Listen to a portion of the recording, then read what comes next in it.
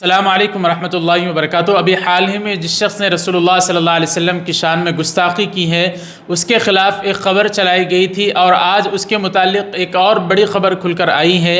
اور ابھی کل رتن ٹاٹا جو ٹاٹا گروپ کے مالک ہیں ان کا انتقال ہوا، مولانا سجاد نعمانی صاحب کا، ان کے متعلق ایک بیان، اس کی تفصیل بتائیں گے۔ اویسی صاحب کی خبر بھی بتانے والے ہیں۔ آپ سے گزارش کرتے ہیں ویڈیو شروع کرنے سے پہلے کہ ویڈیو کو لائک کر دیں، چینل کو سبسکرائب کر دیں۔ جس ملعون و مردود شخص نے رسول اللہ صلی اللہ علیہ وسلم کی شان اقدس میں گستاخی کی تھی، اس کے متعلق خبر چلائی گئی تھی کہ اس کو پولیس نے گرفتار کر لیا اور اس کے خلاف جگہ جگہ پر FIR درج کی گئی تھی۔ لیکن اس خبر کے متعلق جو خبر آپ سنیں گے یقیناً حیرت زدہ ہو جائیں گے کہ اس کو گرفتار نہیں کیا گیا، بلکہ غازی آباد کے DCP کا ایک بیان آج BBC نے شائع کرتے ہوئے یہ حیرتناک خبر دی کہ اس شخص کو گرفتار نہیں کیا ہے پولیس نے، بلکہ خود DCP صاحب کو اس کے ٹھکانے کا پتہ نہیں ہے کہ اس وقت کہاں ہے۔ 29 ستمبر کو یتی نرسنگانند نے پیغمبر اسلام کے خلاف ایک قابل اعتراض بیان دیا تھا۔ اس کے بیان کے بعد سڑکوں سے لے کر سوشل میڈیا تک لوگ اس کے خلاف کارروائی کا مطالبہ کر رہے تھے۔ غازی آباد کے علاوہ حیدرآباد پولیس کے سائبر سیل نے بھی یتی کے بیان پر مقدمہ درج کیا تھا۔ غازی آباد کے DCP سریندر ناتھ تیواری کے مطابق پولیس کو نہیں معلوم کہ وہ کہاں ہے۔ اس کو لے کر لوگ حیرت کا اظہار کر رہے ہیں کہ جب پولیس ہی کو نہیں معلوم یہ کہاں ہے تو پھر اس کا کیا انجام ہوا، یہ کہاں چھپ کر بیٹھا ہے۔ اس طرح سے لوگ خبریں چلا رہے ہیں۔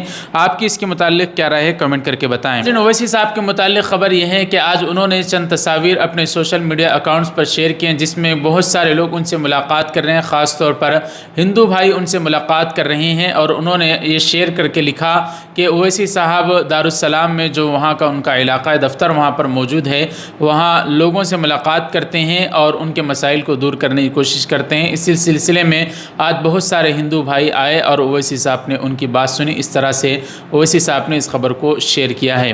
جیسا کہ آپ جانتے ہیں ٹاٹا گروپ کے مالک ہیں رتن ٹاٹا، ان کا کل انتقال ہوا، اور یہ خبریں سوشل میڈیا پر آپ حضرات نے یقیناً سنی ہوگی۔ رتن ٹاٹا سے متعلق مولانا خلیل الرحمن سجاد نعمانی صاحب کا ایک کلپ اس وقت وائرل ہے، جس میں مولانا سجاد نعمانی صاحب کا وہ کلپ ہم یہاں پر نہیں رکھ رہے ہیں کیونکہ اس میں آڈیو اتنی کلیئر نہیں ہے۔ ہاں، آپ کو ویڈیو ہمارے واٹس ایپ چینل پر مل جائے گا جس کا لنک ہم ڈسکرپشن میں دے رہے ہیں، جس کی تفصیل ہم یہاں ہمارے الفاظ میں بیان کر رہے ہیں۔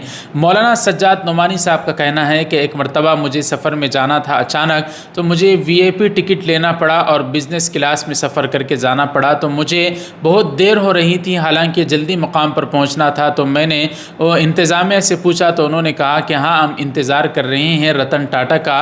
تو میں رتن ٹاٹا جب آئے میری ان سے ملاقات ہوئی اور میں نے اپنا تعارف کرایا، ایک کتابچہ بھی ان کو دیا، اور میں نے ان سے موقع غنیمت سمجھتے ہوئے ان سے پوچھا کہ آپ جو اس وقت زندگی گزار رہے ہیں، کیونکہ پورے ہندوستان نہیں، پورے ایشیا نہیں بلکہ پوری دنیا میں بڑے مالدار شخصیتوں میں آپ کا نام آتا ہے، تو یقیناً آپ بڑی خوشگوار، بڑی سکون کی عیش کی زندگی گزار رہے ہوں گے۔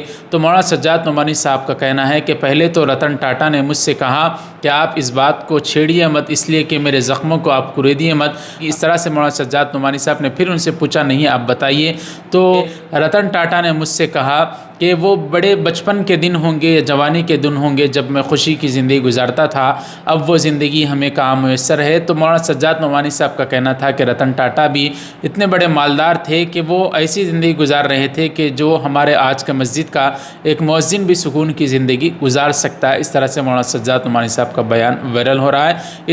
ان ساری خبروں پر آپ کی کیا رائے ہمیں کمنٹ کر کے بتائیں۔ ہاں، مولانا کا یہ بیان اگر آپ سننا چاہتے ہیں تو ڈسکرپشن میں جائیں، اس لنک پر کلک کریں، ڈائریکٹ ہمارے چینل کا لنک آئے گا واٹس ایپ کا، اس کو جوائن بھی کر لیں۔ مولانا نعمانی صاحب کا یہ بیان ملاحظہ بھی فرمائیں۔ ویڈیو کو اگر آپ لائک کرنا بھول گئے تو پھر یاد دلا دیں، لائک کر دیں، چینل کو سبسکرائب کر دیں۔ ناظرین، ملتے ہیں اگلی ویڈیو میں، اجازت دیجیے۔ السلام علیکم ورحمۃ اللہ۔